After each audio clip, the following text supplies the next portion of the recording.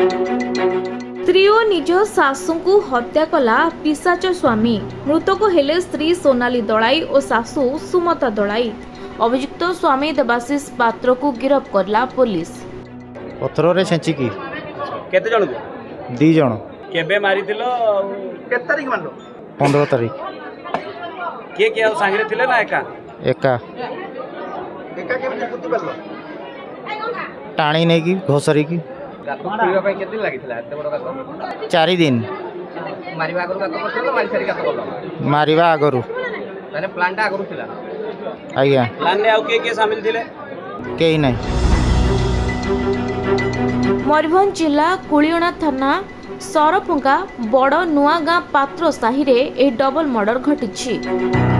कुलियणा थाना पुलिस घटनास्थल में पहुंची शव जबत सहित अभियुक्त को अटक रखी तदंत आरंभ करिछि।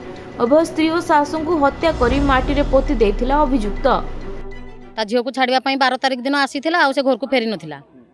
तापरे से कहा को छुआटार देह खराब होला जते बेले हमें फोन कले जे ता माँ को पठाओ छुआटा को एडमिशन करा हिची आ टिके देखिबो जगिबो हमें आ केते जगिबा देखिबा आ देखि फोन कला को एमान को से रवि सर कहले आ देवाशीष तो फोन उठाइनी। रवि के रवि सी हला मूलर सूत्रधर हला सीए से ही फोन करके डाकी केमती कारबार करिछि।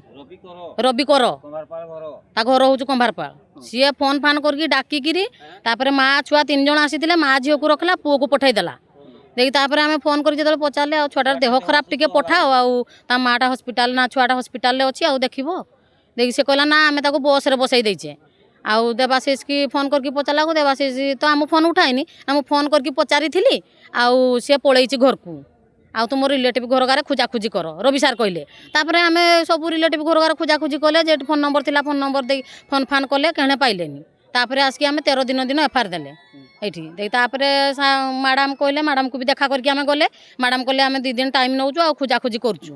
तापर 2 दिन जगार हाँ 25 तारीख एफआईआर दिया है। तापर 2 दिन पर किसी फोन फान है 4 दिन जिते बड़े गला 4 दिन आज आसी।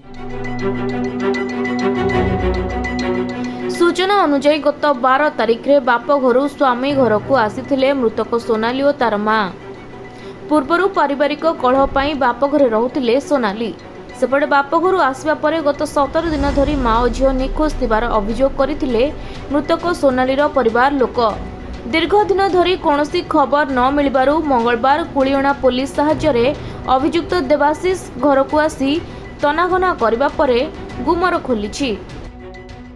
समस्त आसले खोजाखोजी कला बेलू यही अवस्था पाइले 2टा गाड़ी जन को पचार छुआ गुड़ा नहीं आड़ू जाऊे 2टा पचार से पिला देश रंग मारा है लोक को आने 2000 टंका देवे कटे पाइबे मुझे चाबीटा खोलने खोलनेला चाबी मागले चाबी देदेली पछपटे बाहरिक पलाऊे सेपटे बाड़ी घेरा होता लेबर 2 जन थे पलाऊे ताने भाई बहु बहु आ भाई गोटे जामें घूरे आनले रुआ मुझे लेबर को देखई दूचे ये कथा कहले थाना बाबू मैंने पचारा पुचरी कले बापा मैंने थे पचारे बाबू धरले मंगला से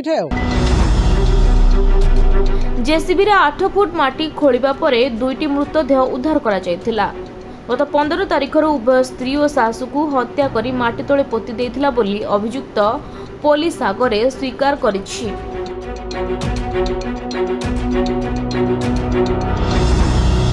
मयूरभंजरू प्रदीप्त होतांक रिपोर्ट खबर ओडिशा।